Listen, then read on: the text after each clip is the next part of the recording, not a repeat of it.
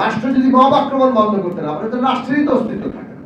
যেহেতু আমরা লড়াই করেছি, অতএব আমরা জুলাই লড়াইয়ে থাকার কারণে আমরা মব আক্রমণ করার ক্ষমতা অর্জন করেছি, এইটা যারা মনে করেন তাদেরকে প্রতিরোধ করতে হবে। আমরা যা বলবো তা হবে, না হলে আমরা দৌড়ানি দেব। এই সমস্ত প্রবণতা যারা করেন তারা মোটেই গণতন্ত্রের পক্ষের লোক নন। যে কোনো ফ্যাসিবাদী ব্যবস্থা, কর্তৃত্ববাদী ব্যবস্থা, তার মতাদর্শের বিরুদ্ধে যখন লড়াই হয়, এর মধ্যে একটা সমস্যা তৈরি হয়। সচেতন না থাকলে ওই যার বিরুদ্ধে লড়ছে তার অনেক কিছু নিজেদের আত্মীকরণ করতে থাকে, ইন্টারনালাইজ করা হয়, যার ফলে আমরা একটা ফ্যাসিবাদী ব্যবস্থার বিরুদ্ধে লড়াইয়ের মধ্যে থেকে পাল্টা ফ্যাসিবাদী নানান তৎপরতার জন্ম হতে দেখি, উন্মেষ করতে দেখি। এবং এইটা বাংলাদেশে একটা বড় প্রবণতা। এই দেশে অভ্যুত্থানের উপর দাঁড়ানো সরকার তৈরি হয়েছে, কিন্তু মব আক্রমণ চলছে। এখন কোন জায়গায় মব আক্রমণের হুমকি দিলে তো সেই জায়গায় কার্যকর হয়ে যাচ্ছে, ভয়ের চোটে কারো চাকরিতে খেয়ে দেওয়া হচ্ছে। তো সুতরাং এই মব আক্রমণ বন্ধ করতে হবে। রাষ্ট্র যদি মব আক্রমণ বন্ধ করতে না পারে, তো রাষ্ট্রেরই তো অস্তিত্ব থাকে না। রাষ্ট্র তো এখানেই তৈরি হয়েছে যে নানান পক্ষের যে নানা ধরনের দ্বন্দ্ব, সংঘাত, মারামারি, এমনকি খুনোখুনি, সেইখানে সে একটা মীমাংসার জায়গা আনবে। তো সুতরাং মব আক্রমণ, যেহেতু আমরা লড়াই করেছি, অতএব আমরা জুলাই লড়াইয়ে থাকার কারণে আমরা মব আক্রমণ করার ক্ষমতা অর্জন করেছি, এইটা যারা মনে করেন তাদেরকে প্রতিরোধ করতে হবে, এবং না হলে আমাদের গণতন্ত্র ধ্বংস হবে।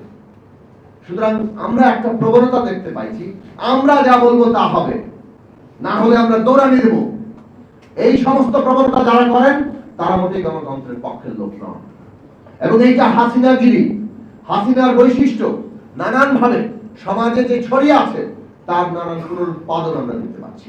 কাজে গণতন্ত্র রক্ষা করা মানে হচ্ছে ফ্যাসিবাদী একজনের বিরুদ্ধে লড়াই করা না, যে কোনো ফ্যাসিবাদী প্রবণতা এবং ব্যবস্থার বিরুদ্ধে লড়াই করা, তার আইনি কাঠামোর বিরুদ্ধে লড়াই করা।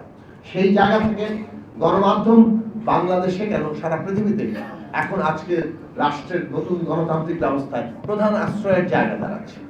গণমাধ্যম যাতে সেই আশ্রয়ের জায়গা হতে পারে, আদালত যেমন আশ্রয়ের কথা বলা হয়, গণমাধ্যম আদালত যদি এমনকি মানুষ মাথা ঢুকে না পায়, তাহলে শেষ পর্যন্ত গণমাধ্যমের কাছে যেতে পারবে।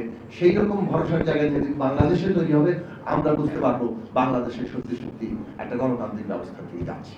বর্তমান অন্তর্বর্তী সরকার জনগণের অভ্যুত্থানের শক্তির উপর দাঁড়িয়ে জনগণের যে সমস্ত দীর্ঘ লড়াইয়ের কতগুলো কনসেনসাস ছিল, সেই সব বিষয়গুলো দ্রুত বাস্তবায়নের মধ্য দিয়ে তারা সেই সব জায়গায় যেতে পারতেন। কিন্তু এই যে জায়গায় না যাওয়া, সেটা অনেক দিক থেকেই যখন একটা নতুন বন্দোবস্তের দাবি আসে, নতুন একটা আইনের দাবি আসে, তখন সেটা দীর্ঘসূত্রিতা করার মধ্য দিয়ে অনেক সময় পুরনো জায়গাটাই আবার ধীরে ধীরে জায়গা করে নিতে সক্ষম হয়। বান্ডেল থাকলে প্রতি সেনমানিতে টাকা বাঁচবে। বিকাশ সেনমানি বান্ডেল কিনে জিতুন প্রতি লেনদেনে। আমরা অনেক ক্ষেত্রেই পুরনো বন্দোবস্তকেই জায়গা করে নিতে দেখছি, পুরনো লোকেদেরই নানান কর্তৃত্ব প্রতিষ্ঠা হতে দেখছি। সেই জায়গাটা বন্ধ করা দরকার। তো সেটা একটা আশু করণীয়, কিন্তু দীর্ঘমেয়াদী করণীয় জায়গায় রাষ্ট্র এমন কোন আইন করার কথা না যেখানে সংবিধানের মৌলিক যে অবস্থান, যে গণমাধ্যম স্বাধীন থাকবে, সেখানে তার কোন রকম পথ রোধ করতে পারে।